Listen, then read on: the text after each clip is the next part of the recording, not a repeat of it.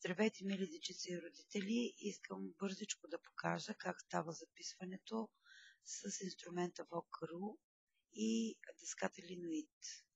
Ако вие се намирате в English Homework група в Facebook, то срещу вас се намира точно блокчето, което е с ресурсите. Кликнете на него и го заредете на вашия екран. Аз предварително съм направила тази процедура, за да не губя време. В четвъртото сърчице Record, или което означава запиши, кликнете на него и ви се отваря дъската с Linoid. Тук ние ще поснем всичките записи, които сме направили на нашите уроци. Горе в най-горния ляв ъгъл се намира линкът на Vocaloid. Кликнете на него. Той ще ни отведе в сайта, в който се извършва записването. Всичко става онлайн, без предварителна регистрация, което е чудесното в случая. Click to record. Пригответе си учебника и натиснете Click to record. Позволете на вашия компютър да записва чрез Allow. И от тук нататък вече вашият глас се записва. Прочетете урока. След това натискате Click to Stop. Ако искате да проверите дали добре сте прочели, съответно да направите корекция, Listen. И от тук нататък вече вашият глас се записва. Прочетете урока. Ако не харесвам това, което съм направила, стоп.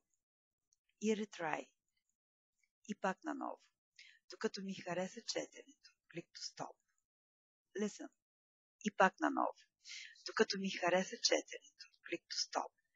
В случай, че вече ми е харесало, отивам на линка Click here to save, което означава кликнете тук, за да съхраните. Сайта ми дава един линк с десен бутон, правя го син и копирам. След това отивам на Linoid дъската и си взимам едно листче, на което да го посна. Десен бутон, поставяне. В така си напишете името и класа. Например, Алекс. Четвърти Б. След което си изберете иконка, каквато си пожелаете. След което отбележете датата, на която е станало записването и пост. С влачене можете да намерите много място на вашето стикерче.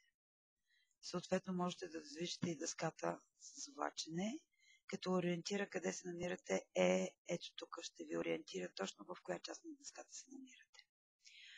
Кое е предимството? Че аз мога да чуя четенето на дечицата, където и да се намирам по света. Мога и да коригирам, както съм направила ето тук в жълтите бележчици. Ако кликнете, ще видите как съм коригирала четенето на някоя дечица. Мисля, че това е добър начин децата да се упражнят, да прочетат повече пъти, за да се харесат как звучат. Благодаря ви за вниманието и успех!